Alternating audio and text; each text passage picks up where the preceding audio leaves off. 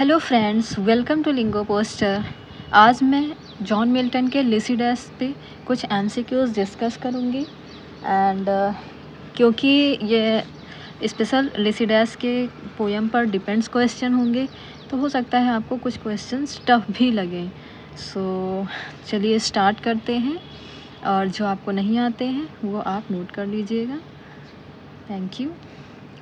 First question is what kind of poem is Lycidas. तो Lycidas किस प्रकार की पोएम है?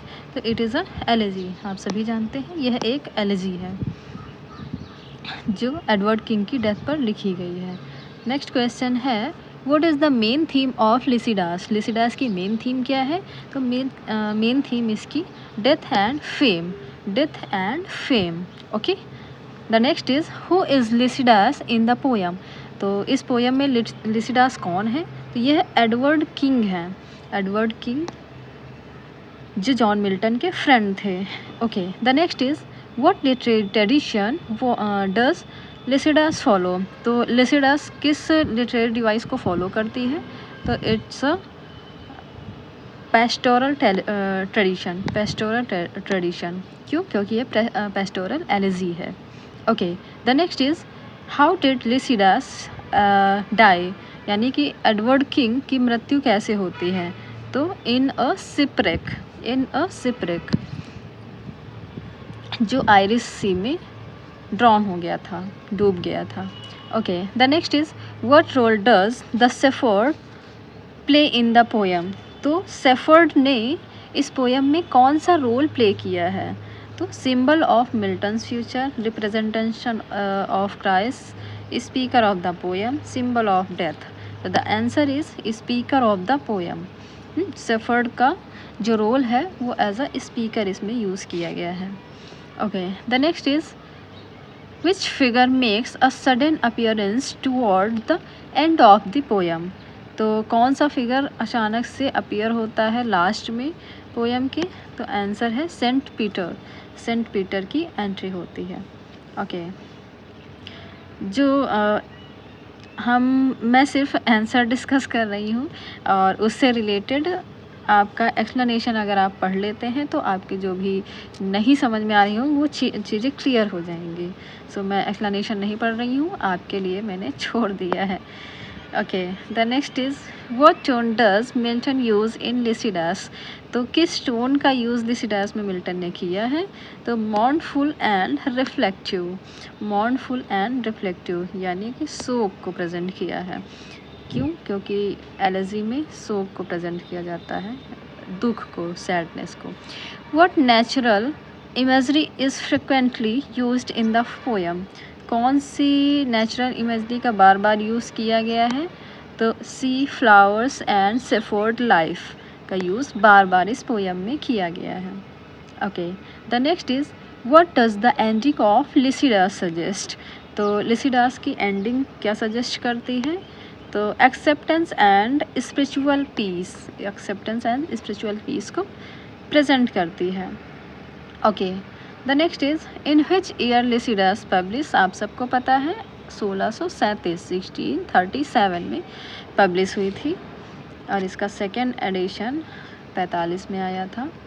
Okay. The next is what poetic meter is Lycidas mainly written in. तो किस poetic metre में Lycidas को लिखा गया है? तो इसे ब्लैंक वर्स में आयम्बिक पेंटामीटर में लिखा गया है। मीटर पूछा गया है। ओके। पोएटिक मीटर पूछा गया है तो आयम्बिक पेंटामीटर में लिखा गया है, और इसमें ब्लैंक वर्स का यूज़ किया गया है, लेकिन मीटर स्पेशली पूछा गया है तो आप आंसर आयम्बिक पेंटामीटर करेंगे। Okay. The next is which Roman God of poetry is involved in Lycidas. तो कौन से रोमन गॉड को पुकारा है मिल्टन ने? So Apollo is the right answer. Apollo the god of music and poetry को invoke किया है। The next is what does the laurel symbolize in the poem. तो लॉरेल का जो सिंबल है वो पोएम में किस तरह से यूज़ किया गया है? तो पोएटिक फेम एंड अचीवमेंट के रूप में सिम्बलाइज किया गया है इस वर्ड को। Okay. Next question is What classical mythological figure is not mentioned in the poem? तो किस क्लासिकल मैथोलॉजिकल फिगर का यूज़ इस पोयम में नहीं किया गया है? म्यूज, नेपच्यून, ऑर्फिसस, एक्लिक, इनमें से आपके एक्ल्स का यूज़ नहीं किया गया है। ये वॉरियर के गॉड हैं, आई थिंक, यस। बाकी तीनों का यूज़ किया गया है, muse, Neptune and Orpheus. Which emotion is expressed by the speaker when he questions God's justice? तो कौन से इमोशन को एक्सप्रेस किया गया है स्पीकर के द्वारा जब वह गॉड की जस्टिस को क्वेश्चन करता है? तो grief and confusion, grief and confusion. तो the speaker mourned why a young innocent poet like Lycidas had died। तो इसमें okay, the next is what kind of pastoral element are present in the poem? Pastoral, किस तरह के pastoral elements का use इस poem में Milton ने किया है? तो shepherd, natural beauty and rural life को प्रेजेंट किया गया है इस पोयम में, ठीक है। Okay, the next is what does Milton hope for Edward King at the end of the poem? तो मिल्टन क्या होप करते हैं एडवर्ड किंग के लिए? तो वह चाहते हैं कि heavenly reward and immortality through poetry. तो वह एडवर्ड किंग को हेवनली रिवॉर्ड देना चाहते हैं, इमॉर्टैलिटी देना चाहते हैं पोएट्री के द्वारा, अपनी राइटिंग के द्वारा। Okay, the next is Which university did Edward King and Milton attend together? तो किस यूनिवर्सिटी में लिसिडास या एडवर्ड किंग और मिल्टन एक साथ पढ़ते थे? तो आपको पता है कि मिल्टन जो है आपके कैम्ब्रिज यूनिवर्सिटी में थे, तो आपके एडवर्ड किंग भी कैम्ब्रिज यूनिवर्सिटी में ही पढ़ते थे। Okay, the next is what is the final image in the poem? तो इस पोयम की जो फाइनल इमेज है वो कौन सी दिखाई गई है? तो the speaker rising and going forward, the speaker rising and going forward दिखाया गया है।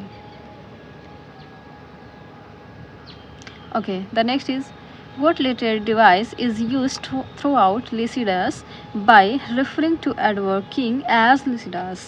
तो कौन सी लिटरेरी डिवाइस का यूज़ किया गया है लिसिडास के द्वारा? तो परसोना लिटरेरी डिवाइस का यूज़ किया गया है। Okay, what is the meant by the line fame is no plant that grows on mortal soil? तो fame is no plant that grows on mortal soil, ये line का meaning क्या है? तो true fame is spiritual and eternal, true fame is spiritual and eternal, इस line का meaning है। Okay, the next is which of the following best describes at the structure of Lycidas? तो कौन सा इसमें बेस्ट डिस्क्राइब करता है? तो इर्रेगुलर राइम्ड आयम्बिक पेंटामीटर, जो कि खासियत है ब्लैंक वर्ड्स की। Okay, the answer is C option. Okay, the next is what does the uncouth swain in the last stanza symbolize? Uncouth swain का यूज़ लास्ट स्टैंजा में जो किया गया है उसको किस सिंबल के लिए किया गया है? द पोएट मिल्टन हिमसेल्फ अपने लिए करते हैं। अनकाउथ स्वेन का ये इम्पॉर्टेंट हो जाता है। तो ये क्वेश्चन किसके लिए करते हैं? मिल्टन अपने लिए करते हैं, द पोएट के लिए आंसर होगा। Okay, next is who are the sisters of the sacred well? Sisters of the sacred well in the opening lines, तो ये कौन थी इस पोयम की ओपनिंग लाइंस में? तो ये होंगी द म्यूजेज, ठीक है, जिसको इन्वोक किया है मिल्टन ने, तो the Muses. Okay, next is what happens in the final stanza of Lycidas? तो लास्ट स्टैंजा में लिसिडास के क्या हैपन होता है? क्या घटित होता है? तो the speaker accepts Lycidas death and moves on.